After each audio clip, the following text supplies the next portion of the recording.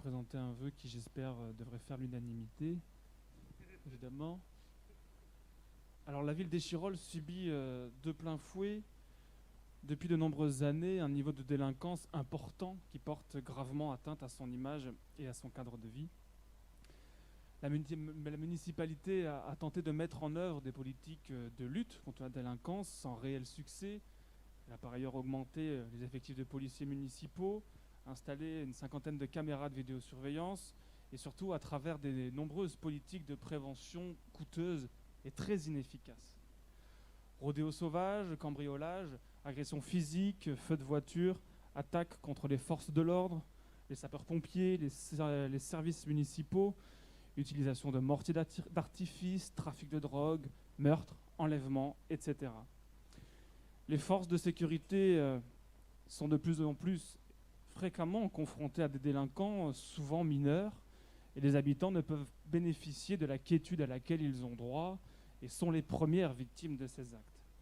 Les drames successifs faisant régulièrement la une des médias nationaux et locaux méritent donc une réponse à la hauteur. La ville d'Échirolles souhaite donc utiliser un outil supplémentaire qui permettra de responsabiliser les familles de délinquants. Les familles dont un des membres aura fait l'objet d'un rappel à l'ordre ou pour lequel l'accompagnement parental proposé par le Conseil des droits et devoirs des familles au titre de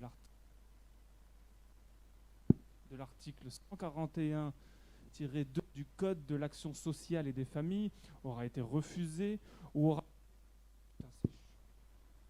aura fait l'objet d'un jugement définitif suite à une infraction troublant l'ordre public, seront susceptibles de se voir supprimer l'accès aux aides municipales pour les services non obligatoires tels que le fonds d'initiative jeune, la carte échirolloise, les licences sportives offertes ou encore les dispositifs ville, vie, vacances, etc., ainsi que l'accès aux aides facultatives du CCAS et de la mission locale.